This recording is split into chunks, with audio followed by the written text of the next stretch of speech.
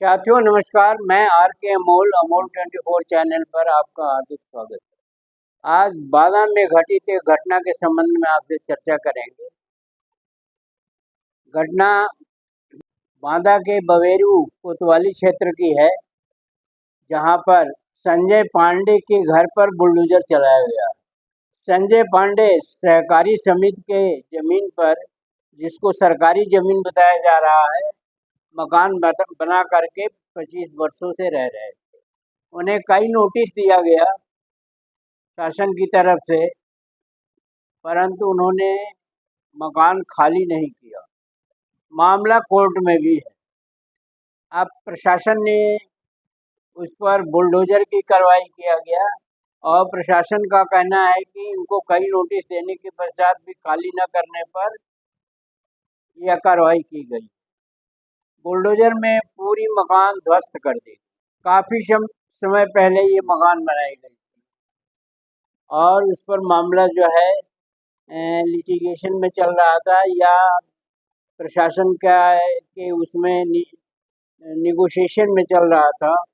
प्रशासन का ये भी कहना है कि काफ़ी नोटिसें दी गई श्री पांडे जी को, परंतु उन्होंने मकान को खाली नहीं किया और न ही नोटिसों का कोई जवाब नहीं दिया, इसलिए यह कार्रवाई करनी पड़ी। यह कार्रवाई रजत वर्मा एसडीएम की निगरानी में किया गया, जिससे स्थानीय विधायक प्रकाश द्विवेदी ने नाराजगी जाहिर की और उन्होंने वर्मा जो एसडीएम थे उनको धमकाया भी गया और कहा हम तुम्हें नौकरी करना सिखा देंगे।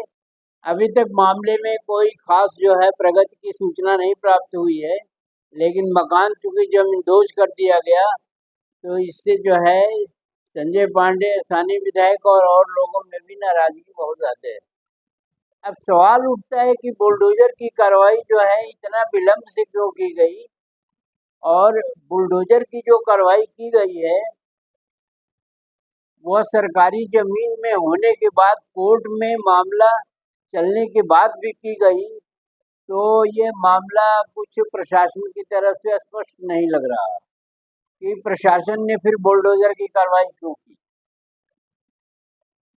जब नोटिसें दी गई हैं उनका नहीं आ रहा, तो कोर्ट में मामला है तो कोर्ट में जाना चाहिए, जो मेरी समझ में आ रहा है, और कोर्ट के आदेश का इंतज़ार करना चाहिए, न कि जो है बुलडोजर की कार्रवाई करनी चाहिए। तो इस तरह से अनेक मामले हैं और अनेक जो है इस तरह की कार्रवाइयाँ हैं उत्तर प्रदेश के अंतर्गत, और बुलडोजर की कार्रवाई का विरोध भी हो चुका है और सुप्रीम कोर्ट ने अपने संज्ञान में लेकर इस पर रोक भी लगा रखी है।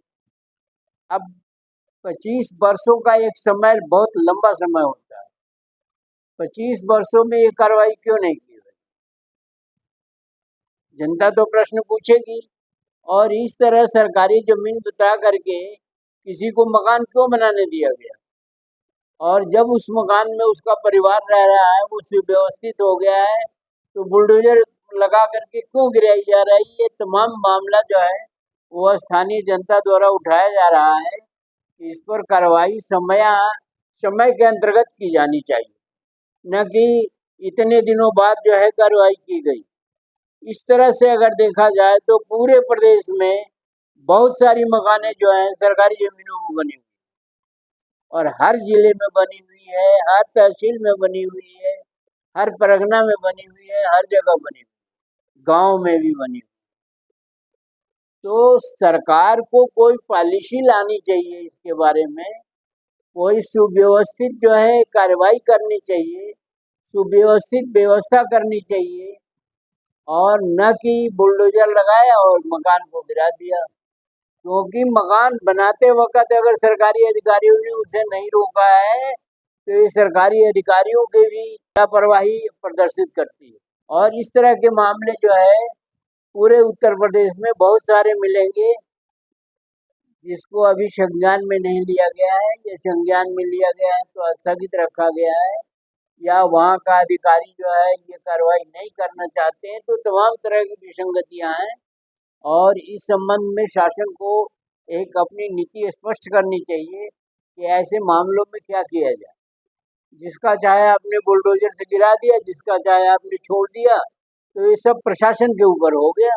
इसलिए जो है विधायक जी ने जो है वो नाराजगी जाहिर की है और धमकाया भी। ऐसी स्थिति में शासन को एक यूनिफॉर्म पॉलिसी, एक समान दिशा निर्देश जो है जारी किए जाने चाहिए कि जिनकी मकाने जो है सरकारी जमीन पर है उन्हें अपने से इसे तोड़ा जाए या जो भी किया जाए। वीडियो को ध्यान से पढ़िए, समझिए, कमेंट बॉक्स में हमें भी बताइए, और अगर चैनल को सब्सक्राइब नहीं किया है तो सब्सक्राइब कर लीजिए। वीडियो को शेयर और लाइक करना ना भूलें। धन्यवाद। जय भारत, जय संविधान।